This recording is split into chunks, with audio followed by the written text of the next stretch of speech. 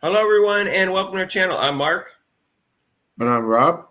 and today we're going to talk about the fact that A'ja Wilson was voted unanimously for the MVP award in the WNBA.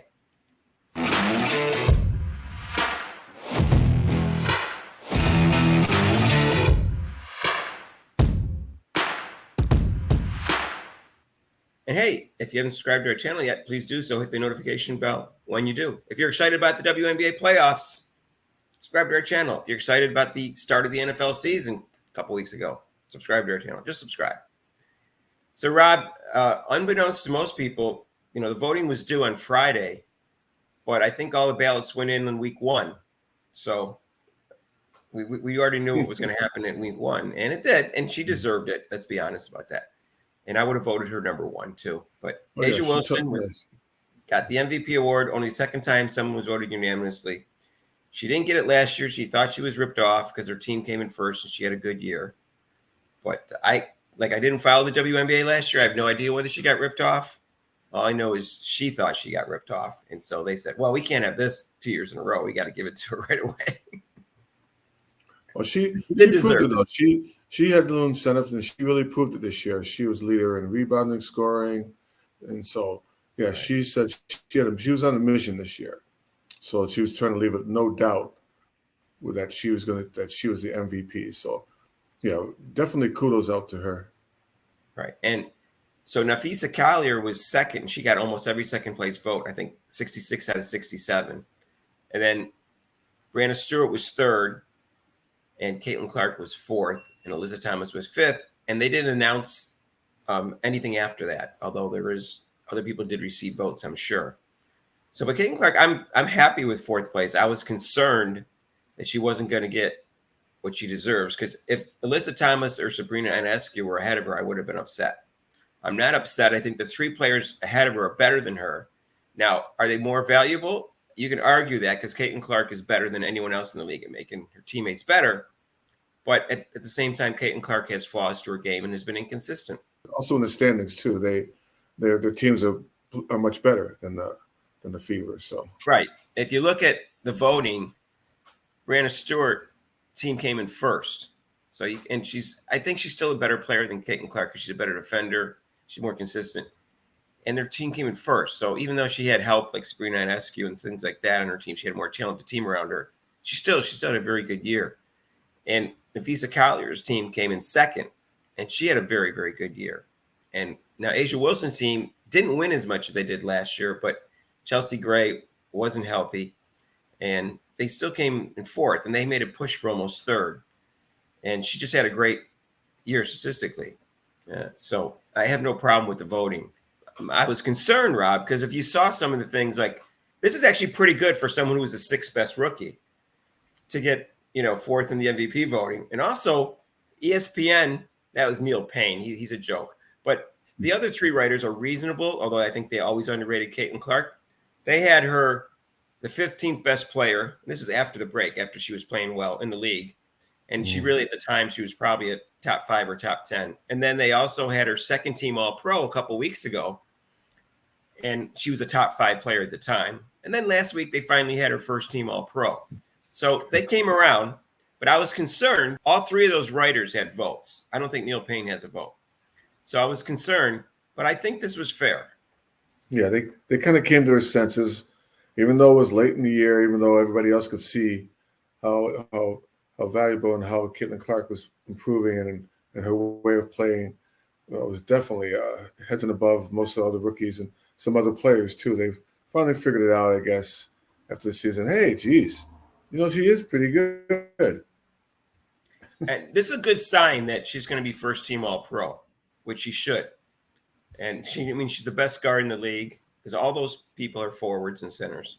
So I'm confident she's going to be first team All-Pro, and obviously she's going to win Rookie of the Year. I don't think it's going to be unanimous. I know who's not going to vote for: Black females. They're not going to vote for her first. We already saw their take on this Rookie of the Year, and I think they're the biggest culprits due to tribalism, I guess we'll call it for now.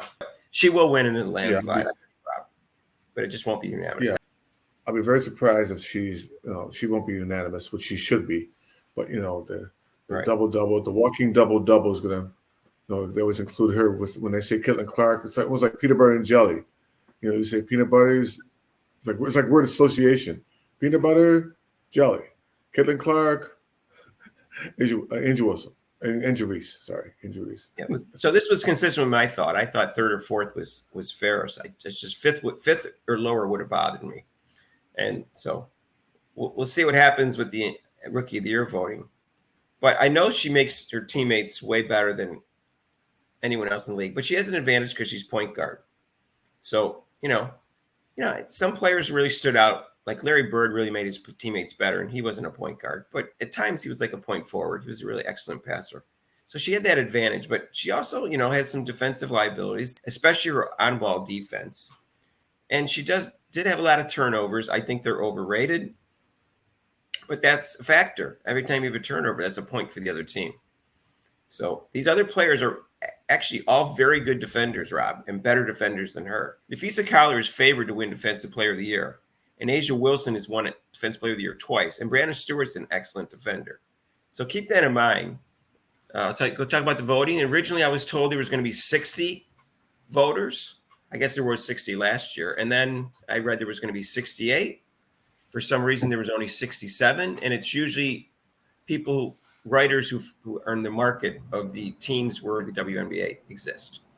Anyway, so there was only 67, and she got all first place votes.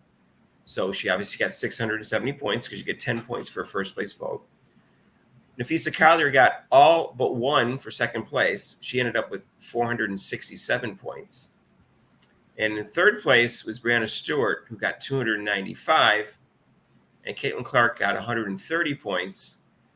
And Alyssa Thomas got 83. And they didn't say who came in after that, although it'll come out eventually because it did last year. So you get 10 for first, 7 for second, 5 for third, 3 for fourth, and 1 for fifth place vote. Mm. So she got all the first place votes. That's like I said, we're glad that she received that, and she did. She scored 1,000 points. Right. Rebounding, and she was the most valuable player. When Gray was out, she definitely kept the team going. They could have just faltered. Right. So I remember Gino saying it was ridiculous that Caitlin Clark was third or fourth in the MVP odds, and guess what? She came in fourth. And then right now, the last time there was an MVP odds that I saw for FanDuel, Rob, was Asia Wilson was first, Nafisa Collier was second, Caitlin Clark was third, Sabrina Ionescu was fourth, and Brianna Stewart was fifth. I'm assuming Sabrina Ionescu came in sixth, but I'm not 100% sure because they didn't announce that. But the votes will come out eventually. So that's that's good. I remember, Rob, that she came in sixth in the WNBA. Put an article about it, but that was just one writer that she had her sixth in honorable mention. I'm glad that person was wrong because they were wrong. But people were concerned like she wasn't even on the ballot. That's not the way it works. There's not 5 people on the ballot. You can vote for anyone in the league in the MVP vote. I don't know why people said that. Seems like, Mark, a lot of people are wrong, which doesn't surprise us. We already knew this because but a lot of people are definitely wrong. I just want to say a rookie who comes fourth in the MVP voting is not an average player, Rob. I just want to say that because a lot of people thought she was going to be average. She's okay. A lot of people said that. A lot of comments said that. Mark, I would have liked to play average like that when I was playing basketball. I would have liked to play that kind of average. Right. So we got this right.